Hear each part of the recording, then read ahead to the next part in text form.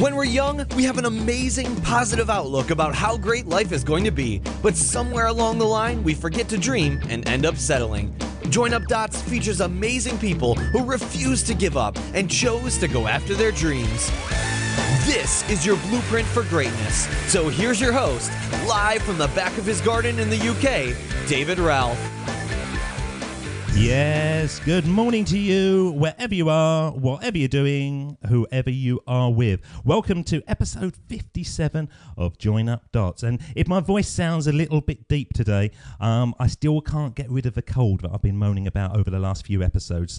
So bear with me. I will fight my way through as we normally do. And why shouldn't I fight my way through when I've got a lady who is quite simply a fighter day to day? She's a lady who's really turned the corner in her life due to focus, motivation and pure strength of will to achieve huge success. It wasn't always a given that she would end up where she is today as a best-selling author, an international speaker, championship motorcycle racer, accomplished business leader, musician, vocalist, and also somebody who's earned more than 50 podium placements in male-dominated motorcycle competitions. Now, if that seems like a wildly adventurous and fun life to have, well, it wasn't always like that. As a young woman, our guest was most certainly in a dark place in her life. Dark enough to consider suicide. But as we said, by taking a determined approach to stride boldly into the light, she undertook it in 1999, a course of personal and spiritual development at the Institute for Personal Growth in Quebec, Canada. And then 2 years later, she bought herself a motorcycle for pleasure. And 2 years later than that, started motorcycle racing for sport.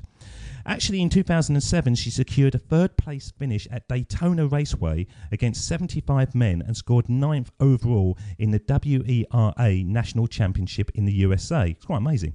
But really, this is just the beginning of her success, and now with her books, coaching and presentations, teaching us to take control of our lives and win the race of life at 180 miles per hour, then there is no better time to start joining up dots with the one and only Nadine Lajoie. How are you today, Nadine? I'm very good. Thank you very much for having me, David. I'm really excited about it. No, well, I don't know where to start, actually, Nadine. You have got one of those lives that is so exciting in so many areas. It's light and dark in so many areas. So I think the first thing that's sort of really going to grab my attention is, was that a good way to pronounce your name, Lajoie? I've been practicing for about 4 days. Was I spot on with that, or have I got things to learn? That is pretty good. Like, it's probably one of the best pronunciation I ever got. I wrote it down. It's spelt, for the listeners, Lajoie. So I spelt it Lajwar, and I thought that was the best way of doing it. Yes, and that means the joy, and that is my mission on the world, is bringing joy, passion, and fun in the people's life with whatever I have accomplished, but it's really helping them to accomplish the same for their own life. Which is the motto of Join Up Dots. Every single day we have conversations with people that have pushed themselves into positions of success. And by joining up the dots and looking back at their life, we really emphasize about literally all lives are a struggle. And it doesn't matter if you just see the end product, the highlights. It's a given, really, that it wasn't an easy step-by-step approach to get to there. And your life certainly seems like that. It really is a life of contrast. Yes, life of contrast, this is for sure. And as you said, like light and dark and challenges and successes. And I think in life, this is the lesson that people really need to understand, is everything is opposite, like masculine and feminine and adrenaline and downtime. It's all about how we bring balance into the imbalance.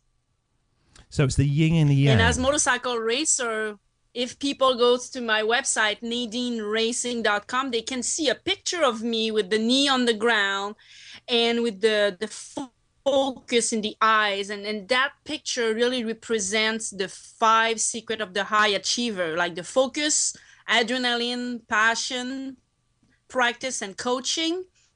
When you do all that in everything in your life, that's where you are able to connect the dot, like you say. And I really like your analogy on that, because it's never clear when we are on the racetrack what we are doing. We're just going one corner at a time, but at the end, it's reaching the finish line is really the accomplishment of our lives.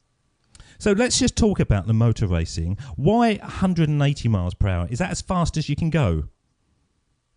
Yeah, it's some people are going faster than that, like in Daytona Bike Week in the banking. When I was at Daytona, probably I went 178, and the fastest guy were probably over 200, maybe 210. Is that not, this is going to be a stupid question, but that must be terrifying. Maybe not terrifying once you've done it loads of times, or probably it still is. But when you're actually going up and it's going 120, 130, 140, what makes you keep on revving and going faster and faster and faster? Because I would definitely, I think, slow down. Oh, it's so fun. For me, it's adrenaline, but going fast is really easy. Going fast is the easiest part, actually. Braking and taking the next corner is the challenge. And sometimes you have some people who are trying to pass you outside and inside, and you have to deal with maybe a crash in front of you and all that. And so it's why I compare that with life and business. Going fast in business, it's easy.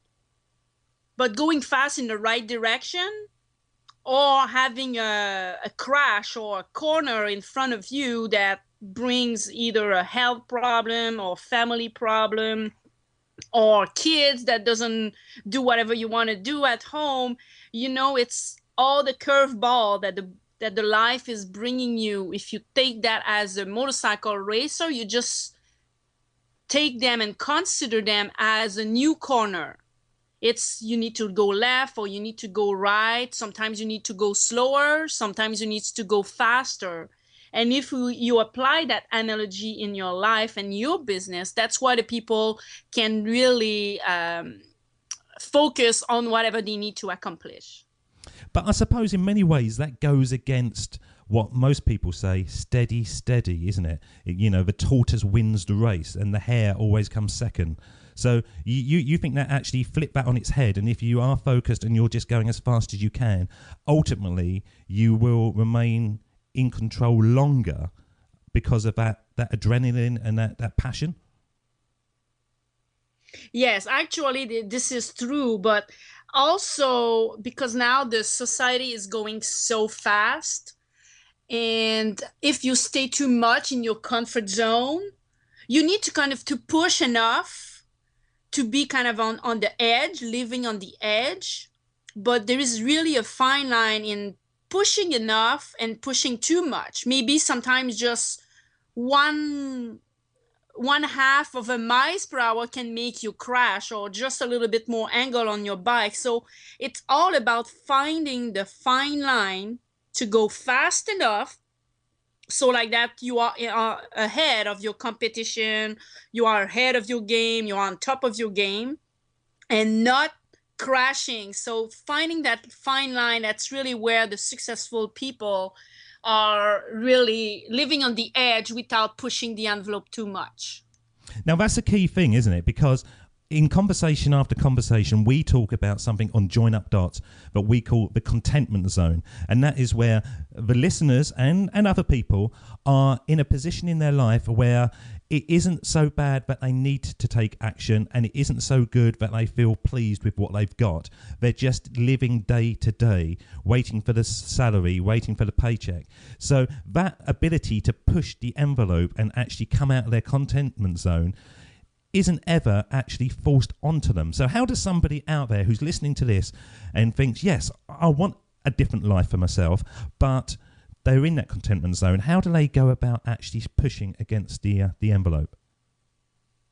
Yeah, that is a great question. And I will go with one of my story at Daytona, because the first thing that the people need to do is stop the negative hamsters. In our head, we have always a hamster spinning the wheels and saying we are not good enough, or you cannot do this, you cannot do that. And my hamster was really like spinning the wheels, my race at Daytona, because I was going at Daytona against 75 guys. We practiced and all that. And that was kind of the dream of my life, to go at Daytona Bike Week and being on the race. And I said, okay, I'm probably the only female on the grid. And that morning it was raining. It was raining, not raining, raining, not raining. So I needed to change my tires, either for the wet tire or the dry tires. But that hamster was always keeping me going on the bad direction. And at one point I stopped. I just breathed and I said, okay, this is maybe my opportunity to be on the podium today, because nobody else never raced in the rain. So when I changed my attitude and my hamster, that's where I started to be positive and having a better energy inside myself. And when I took the start, you cannot believe, probably half of the people didn't show up. Half of the people didn't show up because it was raining. We had to take risks. We risked our life. We needed to change the tires. Me, myself, and I don't have any mechanic. And half of the people didn't show up, even if they had all the tools, the mechanic. And for me, that was a big lesson of my life. You need to show up, even if it rains, if it's rainy, if it's a bad day, if you're not feeling good, you just need to keep going. And for me, for the people, if there is only one thing they retain today, it's really about taking the start and stop that hamster inside of your head.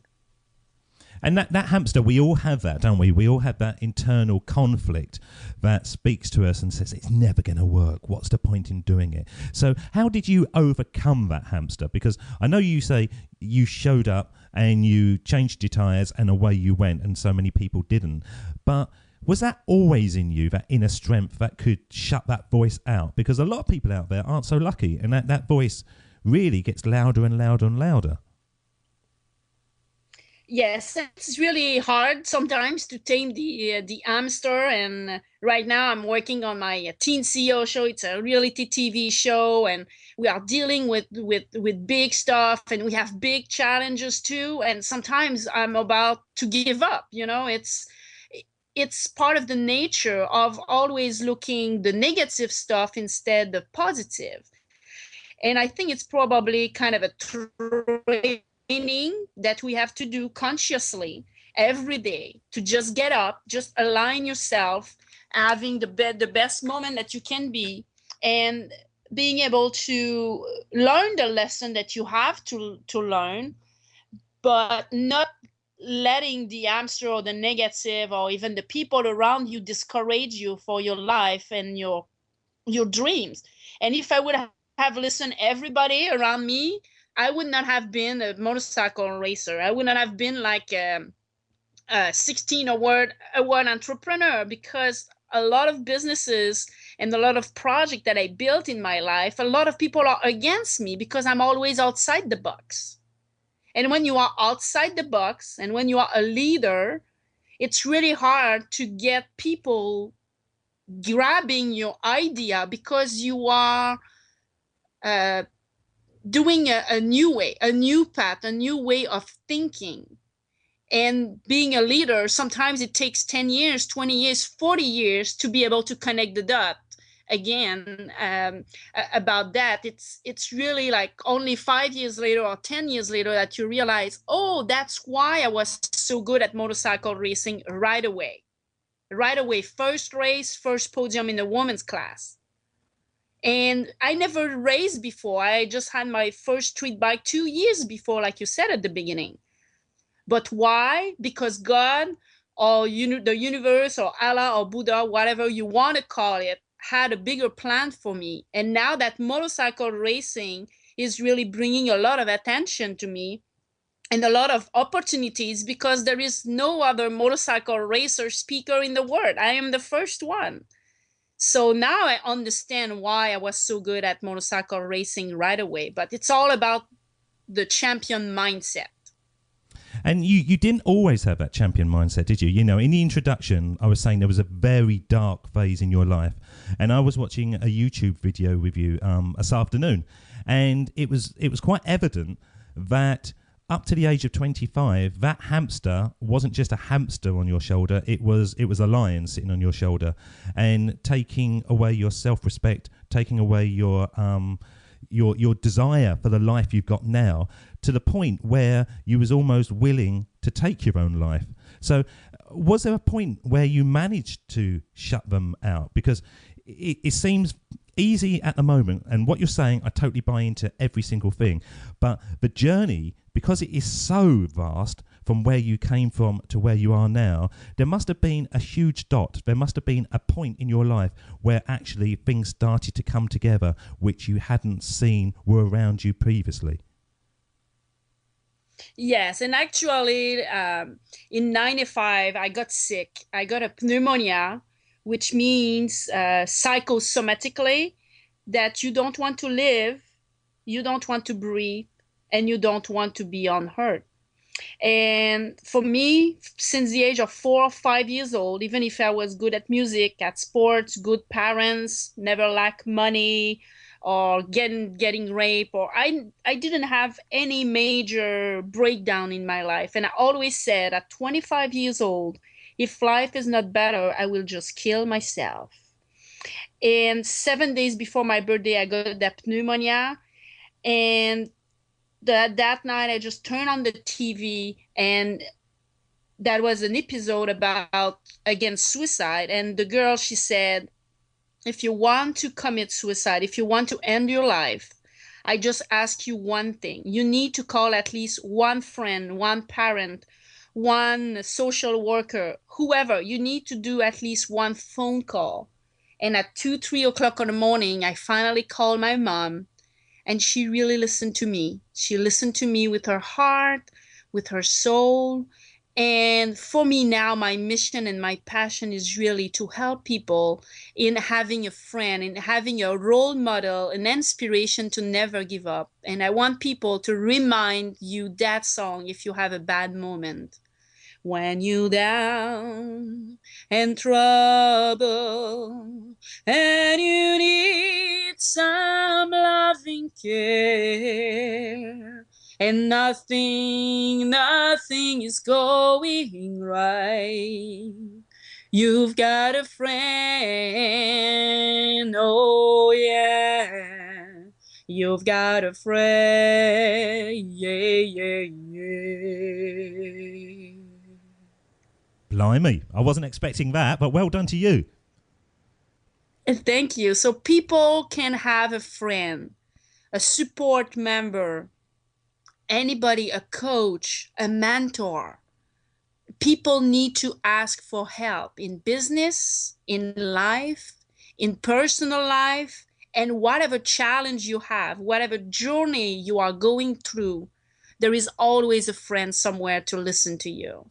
And that's what I'm doing. That's why I'm doing what I do. I'm a friend for a lot of people, and I'm a coach, I'm a mentor, and now my life is dedicated to helping others.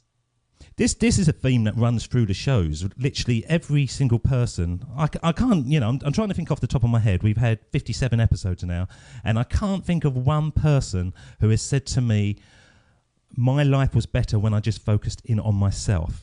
It seems to be the tipping point that once you start providing value to people, number one, you feel better about yourself, and number two, you actually gain more value back, certainly monetary. So many people have said to me, I really don't even think about money anymore, because I know that if I provide value to people, it comes back to us. Now, with the people out there who are, listening to this, they're in their situation, they're going to their 9-to-5 jobs, they're doing whatever. We've always been saying it's almost better to surround yourself with a peer group of like-minded, positive people, or people that you can aspire to. But would you say it's actually better to have one single person as a point of reference before you go that route? I would say, and I always suggest to my client, to have always 2 or 3 coaches or mentors. Yes, you need to look up to a couple of idols and me, Sir Richard Branson is one of mine because he owns over 200 businesses, and I'm really excited about what he's doing.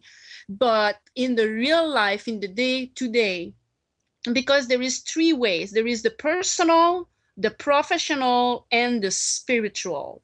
So if we want to have balance in your life, and I talk a lot about that in the book, because balance and passion and being balanced into the imbalance is so important.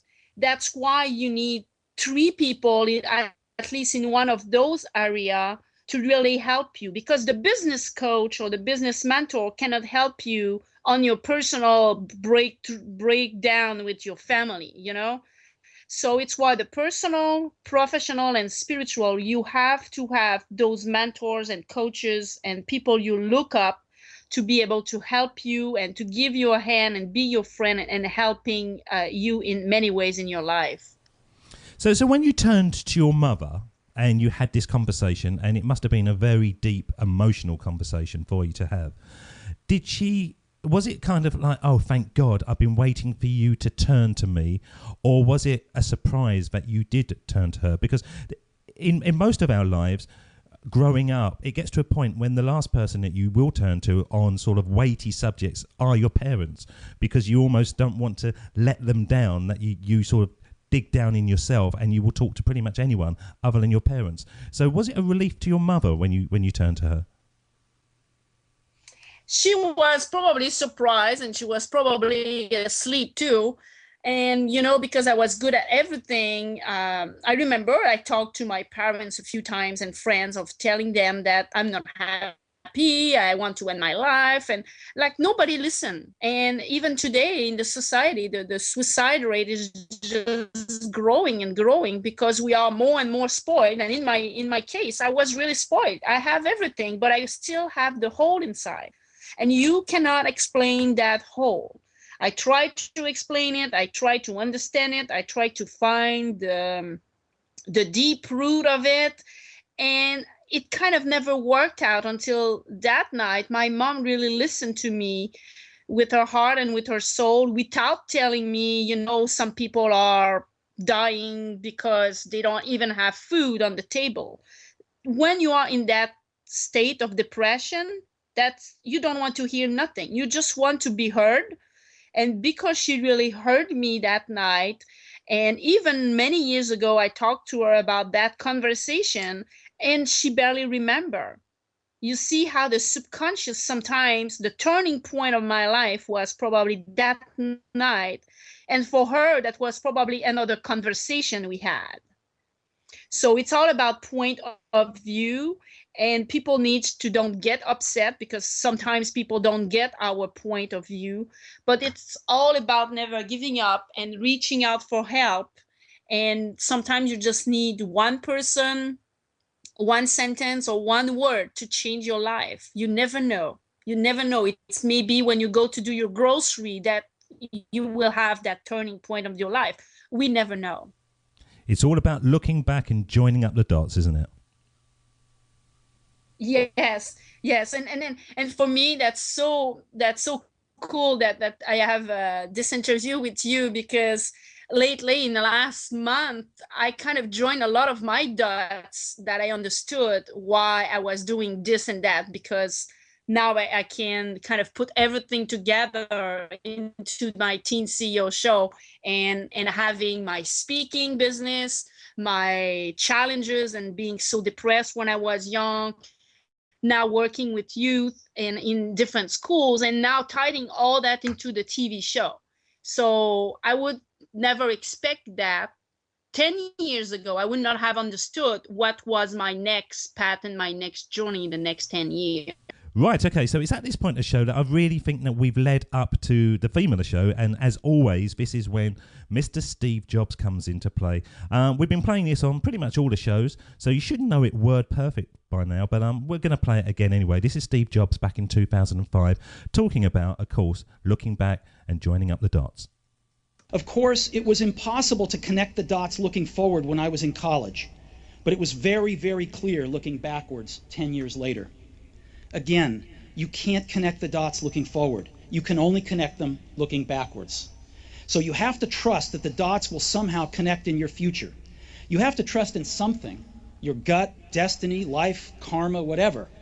Because believing that the dots will connect down the road will give you the confidence to follow your heart, even when it leads you off the well-worn path. And that will make all the difference. Well, you've already said that you believe in those words and you can actually see how it applies to your life nowadays. But can you remember the first time that you heard it and whether it was relevant to you at that time? It's only a few years ago that I listened that speech and the pieces of the speech, and for me, already at that moment, as I said, I kind of changed my life in '99 a lot, and 2006 also, when I sold my house, my car, and traveled the States, and just being semi-retired from my first business. At that moment, since 2006, I'm all about there is no coincidence, and everything happened for a reason. Sometimes we don't see the reason right away, but trusting that is kind of a divine connection or divine path, even if it's not always, and I would say probably never, into our taste, because like me, whatever happened in my life, I wish it always happening faster or slower or better. So we kind of feel as a human being that it's never enough. But knowing that, and when I hear that speech, that was really kind of putting in words a good way to understand that universe connection that we all have, and our personal connection and our personal mission on life on earth really helped me to bring that together.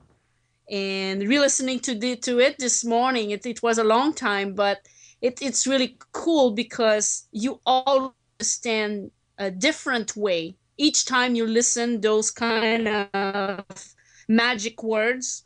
You, even if you listen that 10 times, like Les Brown is one of my mentor, I listen to his speech probably 15 times, and I always listen something differently, because depending on your state of mind or state of work or state of energy that day, those kind of messages and speeches, historical speeches like that, is really, I think, a good message and a good inspiration. And thank you for bringing that up.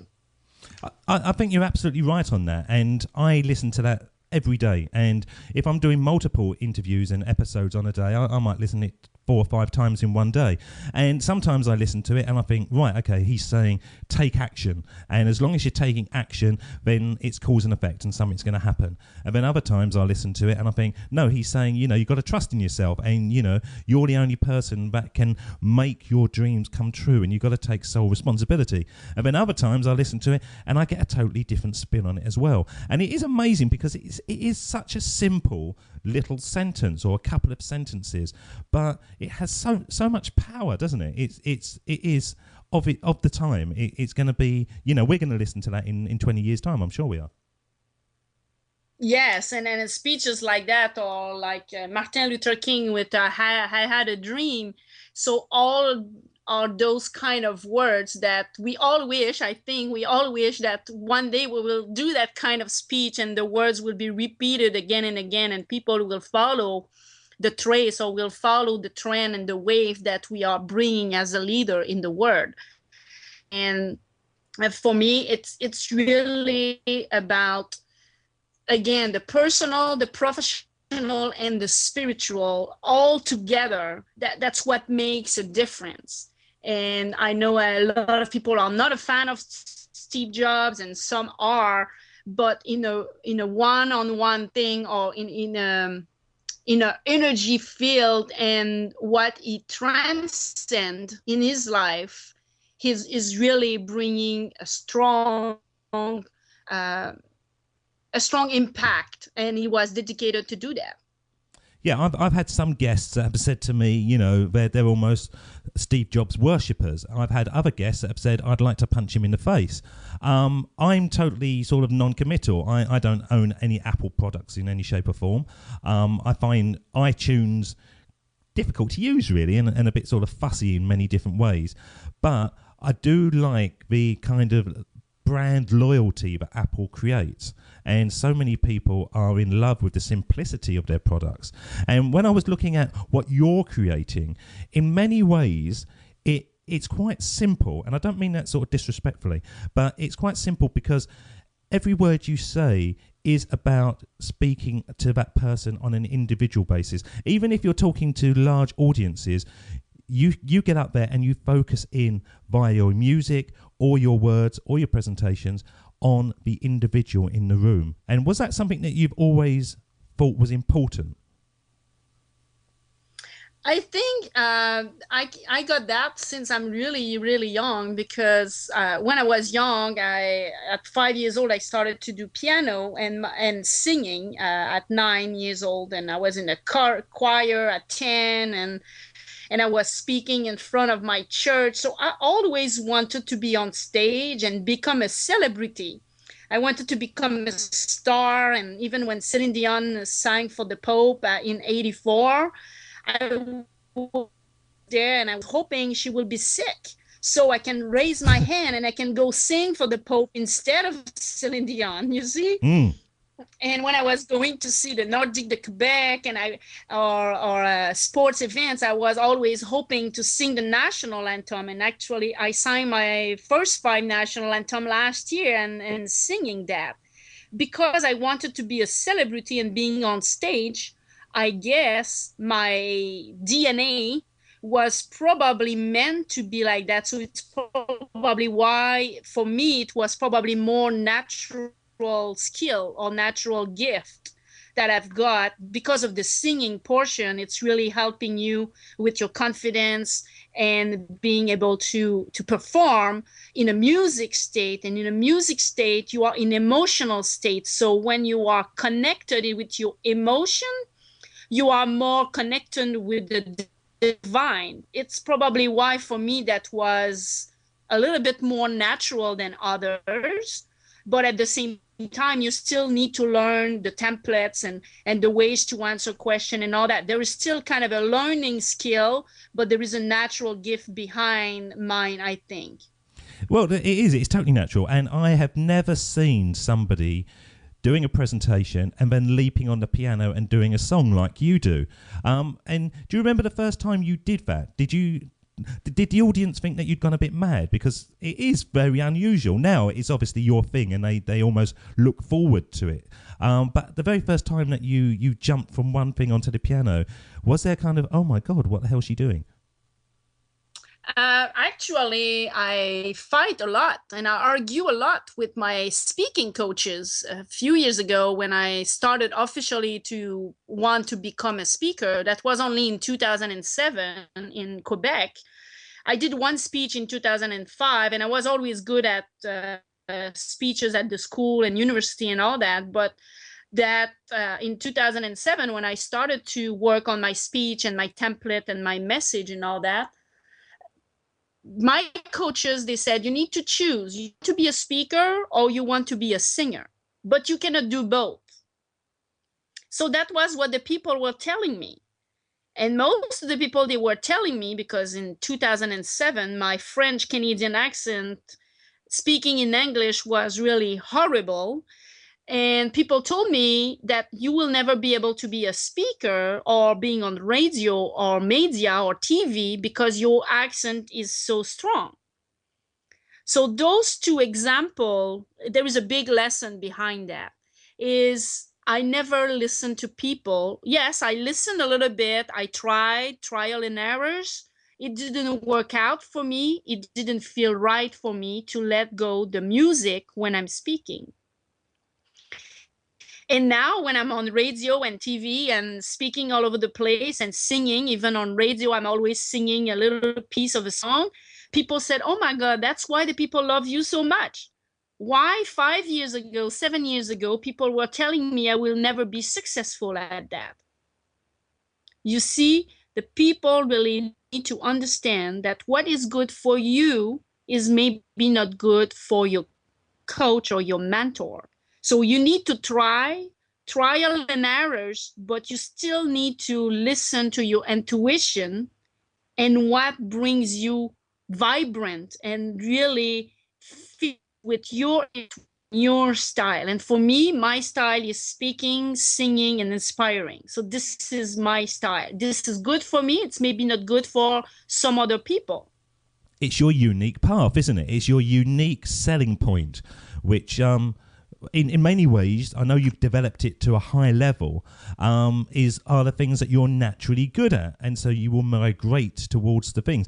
The strapline, the tagline of this show is join up dots, but connecting our pasts to build our futures. And I'm a great believer that if we spend time reflecting and looking back on our life, and I've said this in many shows, but we will see areas when we were doing something that we loved or we were naturally good at, or put us into a state of flow and we lost hours just because we was in that moment, we was in the zone. And if we connect all those things, a lot of us will have a pretty good idea of what we should be doing with our life, but we don't seem to spend enough time looking back. And that's what I'm trying to get through with these shows.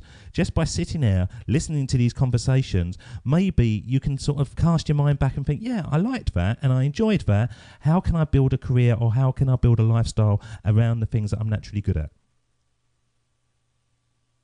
Yes, and it's all about again reconnecting with yourself, and be sure that you are taking the right action, and the universe will bring you whatever you need, even if you don't agree with that, even if you are not happy with that. That's really my lesson that I learned in my life, and that's really I think go really well with your team. Join the dots. You talk about the universe a lot. Is that a concept that you're very comfortable with? Because I know a lot of people are very uncomfortable when they start talking about the universe and kind of things happening that aren't in their control. Do you let yourself go with the flow a bit and see what happens? Yes, and it's only after 99 when because I was a mathematician, I studied in actuary and I was a financial planner, which is really left brain. But that left brain really can help you in your life in one way. The right brain, I was lucky enough to have the music to really focus on my right brain and the subconscious and learning and all that. But when I was able to understand a little bit about the universe and experience myself something that I never believed that it would be possible, and I started, because I'm a really open person. So if somebody tells me something, I will believe them. I will try it. If it fits for me, that's good. If it doesn't fit, I would just let it go. So it's why probably I got a lot of successes in my life, because I'm open. And I'm open to learn new stuff. And when I started to learn about spirituality, the universe, and all that, that kind of reconnected me to the universe more than to God, because for me, God, Allah, Buddha, everybody, every religion, I think the main thing is all about loving each other, respecting each other, and be good to each other. For me, this is my religion. If they could have a religion with only those three things, that would be mine. So that's why when I started to understand and apply and experience in my life all those spiritual concepts, and sometimes I'm kind of more close to that, sometimes I'm more into the day-to-day, and it's normal to go kind of between the day-to-day and between the spirituality. I think it's, some people are more one or the other, but again, it's all about the balance. And for me, all the gift that I had in my life, if I can inspire people to do the same and to take action in their life and being open in learning in different things, like if I could learn about being an astronaut, I would. It's all about learning and live the life at 180 miles per hour. Learn everything you want. Do realize all the dreams that you can dream, and don't let yourself being stopped by anything or anybody. The never give up attitude is really what made me who I am right now, and it's really, really present in my speeches and conversation and all that. And I think when I started to believe into the universe, that really helped me. So that was good for me. Because I'm having some weird things happen to me since I started doing this show, and I'm connecting with people across the globe, and I'm having wonderful conversations with hugely passionate people like yourself. I will sort of finish the show and I will look in my email box and something strange has happened, or somebody has just come out of the woodwork that I didn't expect. And when it first started happening, I was thinking, why? Why are they contacting me? Now I'm thinking to myself, this is great. I don't know how this is happening, but this is brilliant. It's making it easier. And it seems the more I put myself out there, the kind of easier it's becoming. It is strange how it is happening like that. Yeah. What do you get most from your life? If you're laying in bed at night and you've had a tough day and you're exhausted and you've been doing whatever, just before you drift off, is there something that you go, yes, that's what I gained from today? I'm always doing my grateful things about the day, what I'm grateful for, and I'm trying to go to bed with those grateful thoughts. Even sometimes it's just thank you because I had food today, because I had a bad day, and thank you for being in a country that we don't have wars, and thank you for having my family, even if I don't see them a lot. So going to bed with that thankful attitude is putting me in a better state than just continuing to raging or being upset about my day or my challenges. And that's not coming from me. That's coming from many of my mentors and many of the books about those grateful thoughts. At least thank at the end of the day for at least 5 different things. I was talking to a gentleman last night. I don't know if you know him, called Jason Womack. No. But he was saying he's a productivity coach, and he empowers people, and he goes around the world and talking on a myriad of subjects. But one of the things that he does, he makes sure that he thanks people, and he's got a load of little cards, and he will write handwritten cards and post them off to people, thanking them. And he might thank the maid who made his bed in his hotel room, and he'll thank somebody who was just nice to him on the street.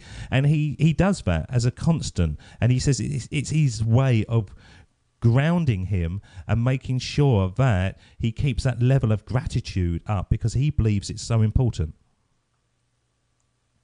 Yes, and there are many stories like that, and especially when you are not feeling good, sometimes it's really hard to do that, to be grateful and thankful, or even going to the grocery or smiling.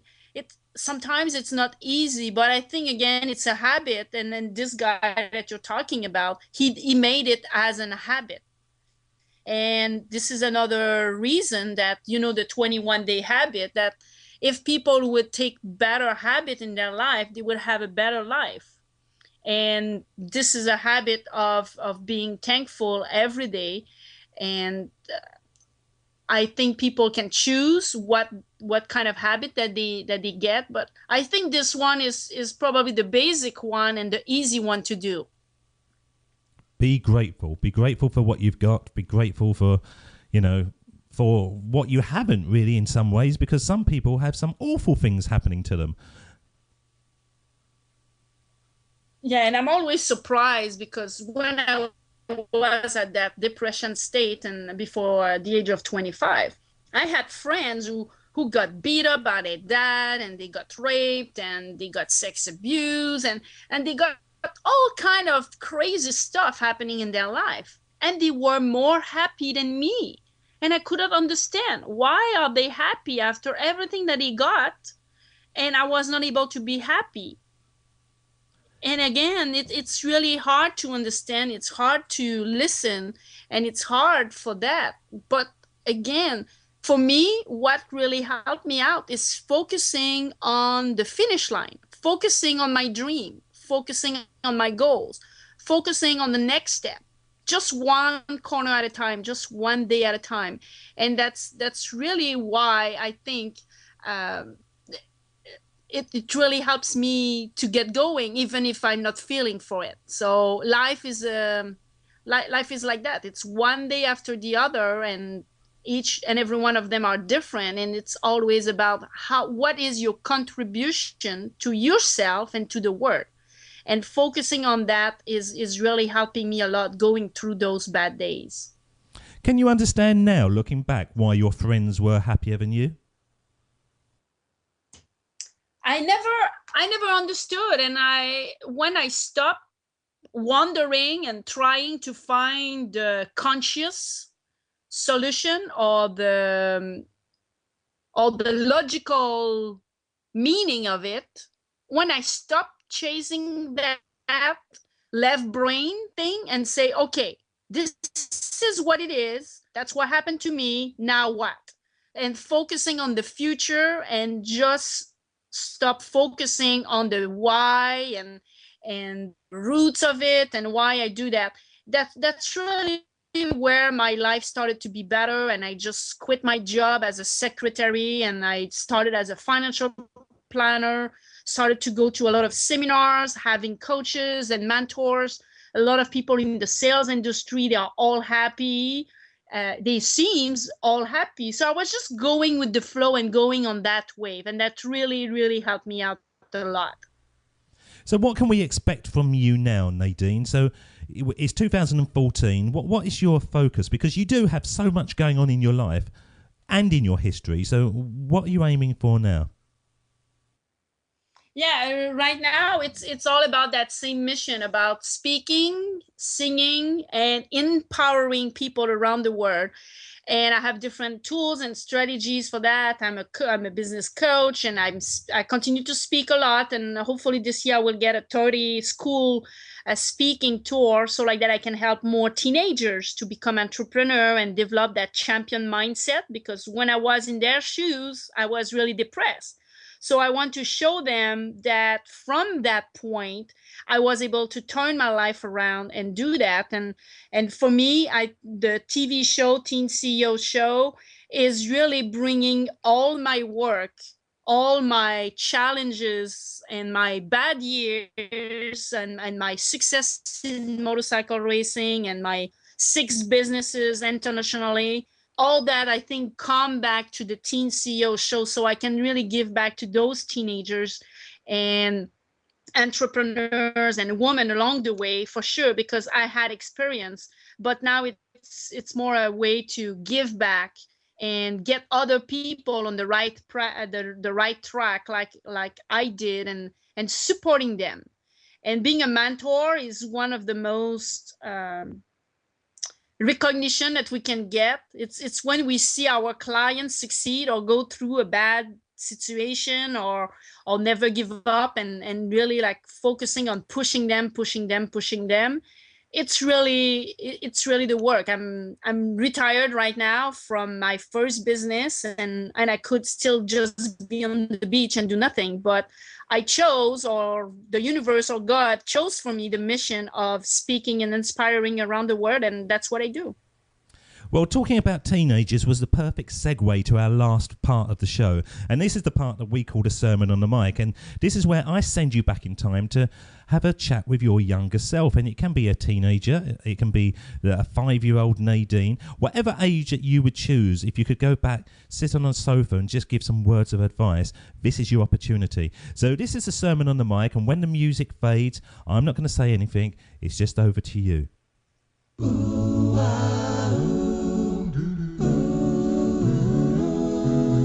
Here we go with the best bit of the show, the sermon on the mic, the sermon on the mic.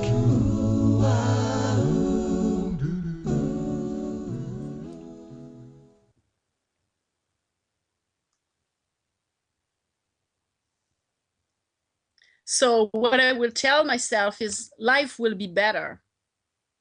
Life will be better. Whatever happened in your life, life will be better if you keep going and keep working and improving yourself. Nadine Lajoie, it's been an absolute pleasure to have you on the show today.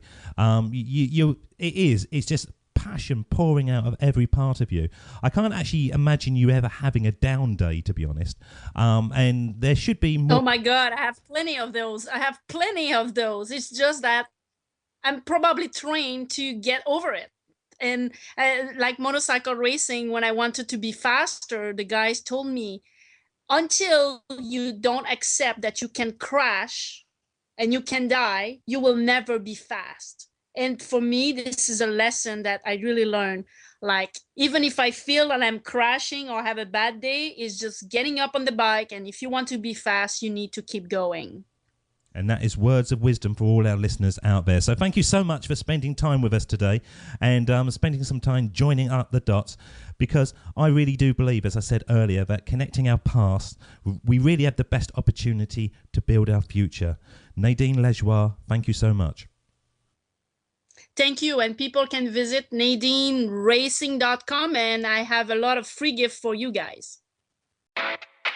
David doesn't want you to become a faded version of the brilliant self you were once to become. So he's put together an amazing guide for you called the 8 Pieces of Advice That Every Successful Entrepreneur Practices, including the 2 that changed his life.